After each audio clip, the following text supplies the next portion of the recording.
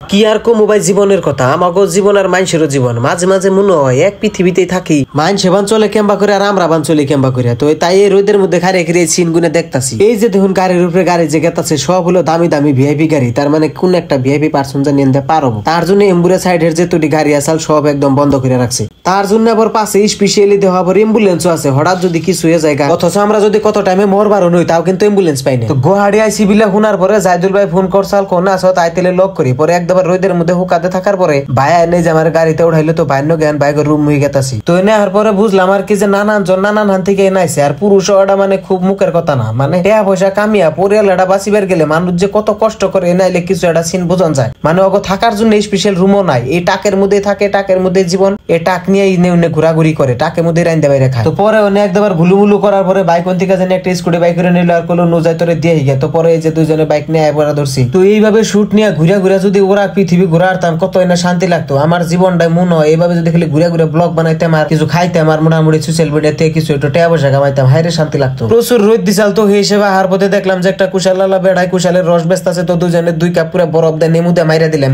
অন্তরটা একদম ঠান্ডা হয়ে গেল এই গরমের মধ্যে কুশালের রস খাওয়াটা খুবই উপকারী কি আর উপকারী আমি কই হারম না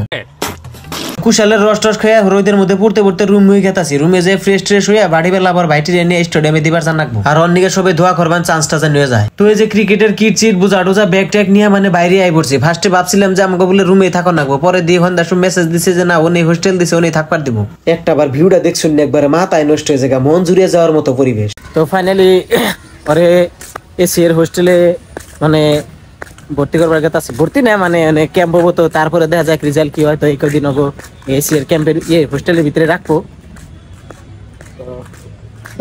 তো এই যে বিল্ডিং যে দেখতাছুন এটার ভিতরে হলো মেইন ফিল্ড মানে যেটার মধ্যে ইন্টারন্যাশনাল আইপিএল বা এই যে কয়দিন আগে যে Rajasthan versus KKR Rajasthan versus Chennai খেলা হয়ে গেল তো এটার ভিতরে হয় সবকিছু তো মনে মেলা আশা নিয়ে ওরে ভর্তি টর্তি করে দিয়ে এলাম আর আল্লাহ ওরে বহুত বড় প্লেয়ার বানাই তো এটা মানে মনোকামনা আমার মনে দিয়ে সব টাইমে দোয়ার সাপোর্ট সব টাইমে তোর লগে আছে তারপরে করবা লাগা হানি ওর তো অতি খেলে টিলে বড় প্লেয়ার হই তো এরকম বড় বড় স্টেডিয়ামে জানি ওর লগে যায় বইবে খেলা টেলা দিয়ে হারিয়ে আনে জানি লগে নিয়ে যাই তো ওই যে ভিতরে দেখুন কোহলি টোহলি রায় ওই ভিতরে খেলা ছোটকালে 90% সেরা প্লেয়ারের আশা থাকে ক্রিকেটার বড় বড় ফিল্ডে স্টেডিয়ামে খেলাইবো বড় বড় জায়গায় যাইবো বড় ভিআইপি পার্সন হবো কিন্তু কয়জনের আশায় বোন আল্লাহ পুরা করে তো কেরা কোন থেকে কার লাইফে কি হবো সবকিছু আল্লাহর উপরে তাই বলে আল্লাহর উপরে ভরসা করে বয়ে থাকলেও কিন্তু কিছু সাকসেস হন যাবো না নিজে হার্ড ওয়ার্ক করে আগে গেলে কিন্তু লাইফে সাকসেস হন যায় তো আমারও করবা লাগা বহুত কিছু আছে চেষ্টা করতে আসি হাল ছাড়ি নাই তো আজকের জন্য বাই বাই দেখা হবে পরের কোনো ব্লগে।